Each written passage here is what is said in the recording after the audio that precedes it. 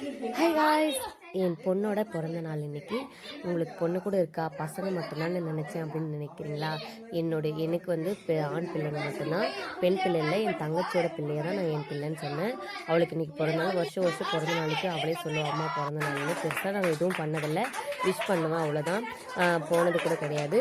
இந்த வருஷம் வந்து அவள் சொல்லலை, எனக்கு தெரியல. என் தங்கச்சி ஸ்டேட்டஸ் வச்சுருந்ததை பார்த்து தான் நான் தெரிஞ்சுக்கிட்டேன். அதுக்கப்புறம் சரி, அவளுக்கு ஒரு சர்ப்ரைஸ் கொடுக்கலாம், நம்ம நேரில் போய் சந்திக்கலாம், இன்றைக்கி சாட்டர்டே லீவ் தானே அப்படின்னு போகும்போது தான் அவள் எங்களுக்கு சர்ப்ரைஸ் கொடுத்தா. அவள் வந்து ஸ்கூல் போயிட்டு இருந்தா. சரி பரவாயில்ல, வந்ததுக்கப்புறம் கேக் வெட்டலாம் அப்படின்னு ஐஸ் கேக் தான் வாங்கிட்டு போயிருந்தோம். ஐஸ் கேக்கெல்லாம் அவள் வந்ததுக்கப்புறம் தான் வெட்டவே ஆரம்பித்தோம். வெட்டினதுக்கப்புறம் சரி, அவள் வரத்துக்குள்ளே பக்கத்தில் ஏதாவது கடை இருந்தால் ஏதாவது வாங்கி கொடுக்கலாம் அப்படின்ட்டு தான் நான் சரி பார்க்கும்போது எதுவும் பெருசாக அங்கே கடை இல்லை. சரி சின்னதாக இந்த பானை கடையெல்லாம் இருந்துச்சு, மண்பானை கடையெல்லாம் இருந்தது. அப்போ தான் அந்த குபேரன் சிலை, அப்புறமா அகல் விளக்கு கொடுத்தாங்க. குபேந்தர் சிலை வாங்கும்போது அகல் விளக்கு கூட சேர்த்து கொடுத்தாங்க. சரி ரொம்ப நாளாக குபேந்தர் சிலை இல்லை அந்த வீட்டில் அப்படின்னு சொல்லிட்டு என் தங்கச்சி சொல்லியே இருப்பாள், குபேந்தர் சிலை இல்லைன்னு சொல்லிட்டு. சரி நம்ம வாங்கி கொடுக்கலாம், ஒரு கிஃப்ட் பண்ண மாதிரி இருக்கும், அவளுக்கும் பிடிச்ச பொருள் அப்படின்னு சொல்லிட்டு நான் வாங்கும்போது அந்த விளக்கும் சேர்த்து கொடுத்தாங்க குபேந்தர் சிலையோட.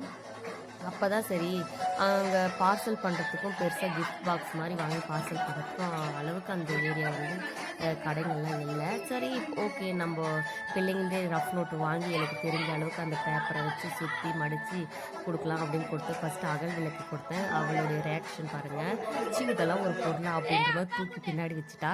அதுக்கப்புறம் குபேந்தர் சிலை கொடுத்தேன். அதுக்கப்புறம் அதையும் பெருசாக இம்ப்ரெஸ் ஆன மாதிரி எனக்கு தெரியல. இருந்தாலும் பரவாயில்ல, சின்ன பிள்ளை தானே, அவளுக்கு என்ன தெரியும். சின்ன பொருள் கொடுத்தாலும் நமக்கு பிடிச்சவங்க ₹1 பொருள் கொடுத்தாலும் அது சந்தோஷமாக வாங்கணும் அப்படின்ற பக்கம் அவளுக்கு இல்லை. இருந்தாலும் ஓகே அப்படின்னு சொல்லிட்டு கொடுத்துட்டு சந்தோஷமாக. வெளியாட்கள்லாம் யாருமே இல்லை பார்த்தீங்கன்னா, எங்கள் ஃபேமிலி தான், இவங்க ஃபுல்லாகவே எங்கள் ஃபேமிலி தான். எங்கள் தங்கச்சி வீட்டுக்கார், எங்கள் பிள்ளைங்க, இவ்வளோ தான். தாத்தா பாட்டி நாங்கள் எல்லாருமே தான். நான் வந்து இப்போ வந்து பர்த்டே ஃபங்க்ஷன் செஞ்சோம். நாங்கள் பெருசாக யாரும் வெளியாட்களை கூப்பிடுறதில்ல, இது வரைக்கும் பெருசாக எப்பவுமே செஞ்சதில்லை.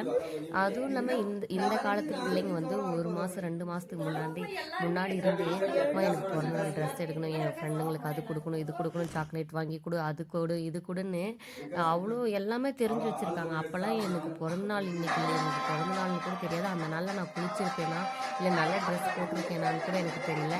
ஆனால் இப்போ இருக்கிற பிள்ளைங்க அவ்வளோ மெச்சூர்டாக இருக்கணும். ஏன் சொல்கிறேன்னா, என் தங்கச்சி பையன் பாருங்கள், 2 வயசு 3 வயசு தான் ஆகும், 3 வயசு தான் ஆகும், 3 வயசு 2.5 வயசு 3 வயசு தான் ஆகுது.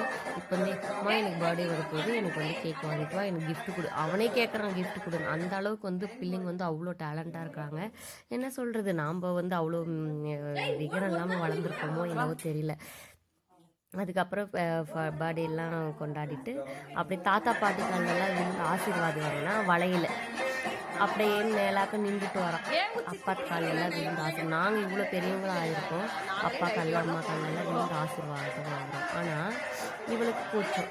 இந்த சின்ன வயசில் பாருங்கள், இப்போ இருக்கிற பிள்ளைங்க எப்படிலாம் இருக்கிறாங்க. அதுக்கப்புறம் சரி அப்படிலாம் முடிச்சுட்டு அப்படியே சந்தோஷமாக ஜாலியாக பிள்ளைங்களோட சேர்ந்து விளையாடிட்டு சாப்பிட்டுட்டு வந்துட்டோம். பாருங்கள், இந்த இது ஃபஸ்ட்டு கிஃப்ட்டு கொடுக்குறேன். பாக்ஸுங்க கொடுக்கல அப்படின்னு நினைக்காதுங்க. கிஃப்ட் பாக்ஸ் அந்த ஊரில் இல்லை. அங்கே பெருசாக பெரிய கடைன்னு எதுவும் ஃபேன்சி ஸ்டோர் அந்த மாதிரி எதுவும் இல்லை. ஆனால் எனக்கு தெரிஞ்ச மாதிரி நான் ஒரு பேப்பர் பசங்கள்கிட்டே வாங்கி கிழிச்சு அதை மடித்து தான் கொடுத்தேன். ஆனால் அவளுக்கு தெரியாது என்ன கிஃப்ட்டு உள்ளே இருக்குன்னு. அதனால கிஃப்ட் கொடுக்குறேன். பார்த்து தான் அப்படியே ஒரு மாதிரி அது அவளுக்கு ஒரு மாதிரி கோச்சுமா அசிங்கமாக இருந்துச்சான்னு தெரியல. இதெல்லாம் ஒரு கிஃப்டான்ற மாதிரி தூக்கி பின்னாடி வச்சுட்டா, தரவை வச்சுட்டா, காட்ட கூட இல்லை. திரும்ப நான் எடுத்து கொடுக்குறேன், திரும்ப தூக்கி பின்னாடி வச்சுருவேன். சரிங்களா? அதுக்கப்புறம் குபேந்தர் சிலை கொடுத்தேன்.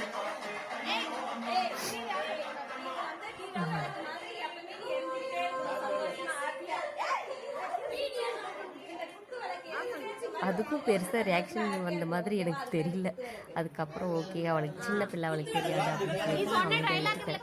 அதுக்கப்புறம் போய் பூஜை ரூமில் வையா அப்படின்னு சொல்லி அனுப்பி விட்டோம். அப்புறம் என்ன நினச்சான்னு தெரியல, அவளுக்கு தான் தெரியும். ஓகே காய்ஸ், நீங்களும் இந்த மாதிரியெல்லாம் பர்த்டே ஃபங்க்ஷன் செஞ்சுருக்கீங்களா?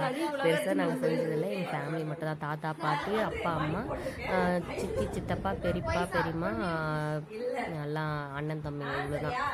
எங்கள் ஃபேமிலி மட்டும் தான். என்னடா எங்கள் ஃபேமிலி மட்டும் இவ்வளோ பெருசாக இருக்குன்னு நினைக்காதீங்க. நாங்கள் பொண்ணுங்க 3 பேர் தான். ஆனால் எங்கள் பிள்ளைங்க இவ்வளோ பேர் ஆகிட்டாங்க. நாங்கள் இன்னும் பண்ண முடியாது. ஓகே காய்ஸ், இந்த வீடியோ முழுசாக பார்த்துட்டு உங்களுக்கு பிடிச்சிருந்தா லைக் அண்ட் கமெண்ட் பண்ணிட்டு போங்க. Okay bye.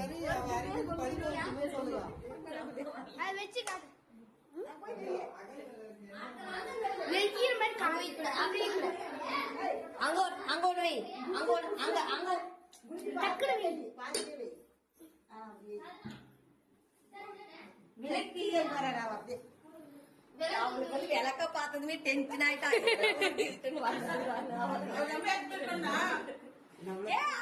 காசு பார்க்கலடி நீ உள்ள குர கிரீம் சாப்பிடாத, கேக் சாப்பிடு.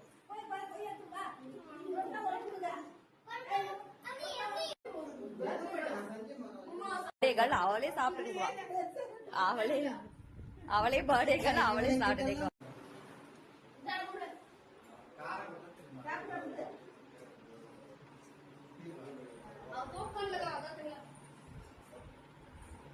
போயிட்டு கார் எடுத்து தெரியுங்களா?